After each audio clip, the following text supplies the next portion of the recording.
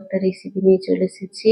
আজ আমি তোমাদেরকে দেখাবো বাড়িতেই কিভাবে খুব সহজে কম সময়ে কম ঝঞ্ঝটে কিভাবে খুবই টেস্টি বিরিয়ানি বানাবে।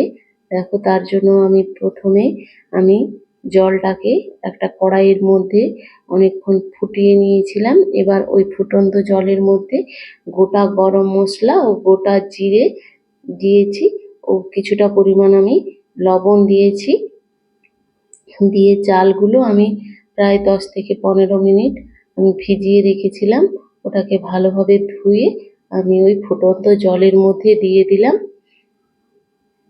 এতে খুব সহজেই চালটা ঝরঝরে হয়ে যায় ও সেদ্ধ হয়ে যায় খুব সুন্দর। দেখো, চালটা প্রায় 70 থেকে 80% মতো সেদ্ধ হয়ে গেছে।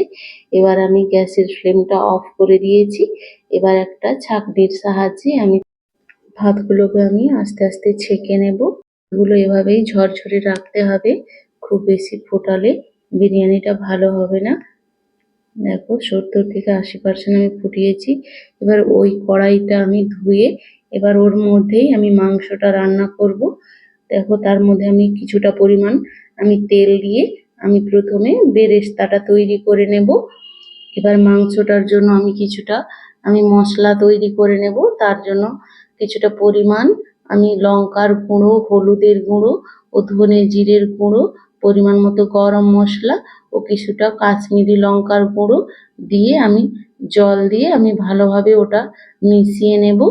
মশলাটা আমি কিছুক্ষণ রেস্টে রেখে দেব। এদিকে দেখো, মাংসটাতে আমি শুধুই নুন মাখিয়ে রেখেছিলাম। এবার ওর মধ্যে কিছুটা পরিমাণ আমি টক দই ও আমি যেই মশলাটা রেখেছিলাম ওটাও দিয়ে দিলাম। ও এর মধ্যে আমি কিছুটা পরিমাণ আদা ও রসুনের পেস্ট একসাথে দিয়ে আমি প্রায় আধ ঘন্টা মতো এটাকে মেরিনেট করে রেখেছিলাম। আদা ও রসুনের পেস্টটা দিয়ে দিলাম। এভাবে অবশ্যই মাংসটা 10 থেকে 15 মিনিট হলেও হবে।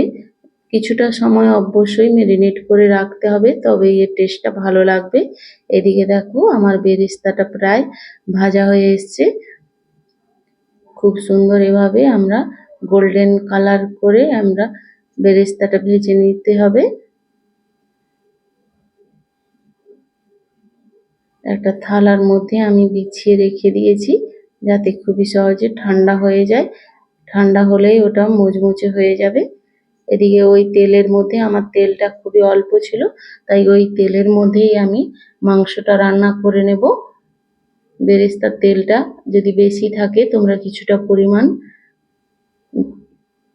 রেখে দিয়ে তারপর তোমরা মাংসটা রান্না করতে পারো। এভাবেই দেখো, কিছু সময় আমি ঢাকনা দিয়ে কিছুটা ঢাকনা খুলে এভাবেই বারবার নেড়ে চেড়ে মাংসটা রান্না করে নেব। কিছুটা রান্না হয়ে গেলে এবার ওর মধ্যে আমি দুটো মাঝারি সাইজের টমেটো পেস্ট করে রেখেছিলাম ওটাও দিয়ে দিলাম। আমি রান্নাটাতে আমি কাঁচা পেঁয়াজ ব্যবহার করিনি, তাই আমি কিছুটা বেরেস্তা আমি দিয়ে দিলাম। অবশ্যই বেরেস্তা দিয়েই মাংসটা রান্নার চেষ্টা করবে, এতে এর যে গ্রেভিটা ভীষণ সফট হয় ও টেস্টটাও ভীষণ ভালো হয়। দেখো, এভাবেই অনেকটা জল ছেড়ে দিয়েছে। বারবার ঢাকনা দিয়ে ঢাকনা খুলে আমি মাংসটা কষিয়ে কষিয়ে একেবারে লো ফ্লেমে রান্না করছি। এদিকে দেখো, অনেকটাই তেল ছেড়ে দিয়েছে, মাংসটা প্রায় আমার রেডি হয়ে গেছে। এবার এই মাংসের উপরেই আমি ভাতের লেয়ার করে আমি বিরিয়ানিটা বানিয়ে নেব। দেখো, একেবারে আমার তেলটা ছেড়ে দিয়েছে। এবার গ্যাসের ফ্লেমটা আমি অফ করে দিয়েছি। এবার বিরিয়ানির যে ভাতটা আমি তৈরি করে রেখেছিলাম ওই মাংসের ওপরেই আমি লেয়ার বাই লেয়ার দিয়ে দেব।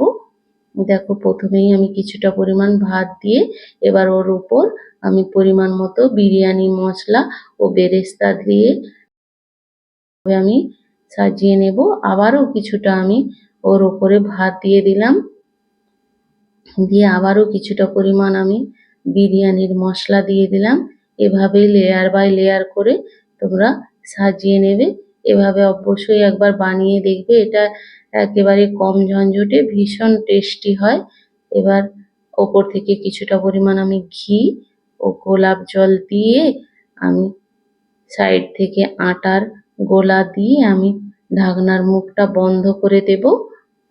এদিকে একটা আমি তাওয়া প্রি হিট করে রেখেছিলাম, ওর মধ্যে দিয়ে কড়াইটা আমি প্রায় 15 মিনিট মতো রেখেছিলাম। দেখো কতটা ফুলে উঠেছে ভাতটা। অবশ্যই তোমরা এভাবে একবার বানিয়ে দেখবে। ভিডিওটা শেষ পর্যন্ত দেখার জন্য অসংখ্য ধন্যবাদ। সবাই ভালো থাকবে। বিরিয়ানিটা ভীষণ টেস্টি হয়েছিল। সবাই ভালো থাকবে, সুস্থ থাকবে। দেখা হচ্ছে পরের ভিডিও।